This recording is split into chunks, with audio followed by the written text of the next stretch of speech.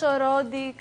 Αλλά κορίτσια, άλλος ένας στόχος χαμένος. Ξυπνήστε μας, τους έχουν πάρει όλους τους καλούς.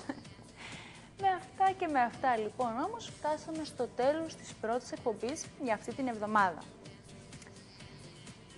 Θα μου πετάξει κανένα στο μπαλάκι να παίξουμε?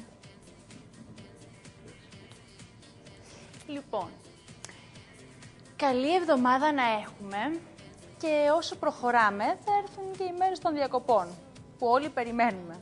Εμείς δηλαδή που δεν έχουμε φύγει ακόμα. Εκτός βέβαια και αν είστε ήδη στην παραλία και μας βλέπετε από εκεί με λάπτοπ και τέτοια. Αυτό είναι το πρώτο διαδικτυακό κανάλι στην Ελλάδα, το Gossip TV. Και εγώ είμαι η παρουσιάστρια των αθλητικών ειδήσεων Δήμητρα Φρυδάκη. Σας φιλώ, να είστε καλά, θα τα ξαναπούμε πάλι αύριο, την ίδια ώρα. Όχι. Λοιπόν, σας φιλώ, θα τα ξαναπούμε πάλι αύριο, την ίδια ώρα. Εγώ φεύγω τώρα, αλλά εσείς προσέχτε τα χεράκια πάνω από τα σκευάσματα.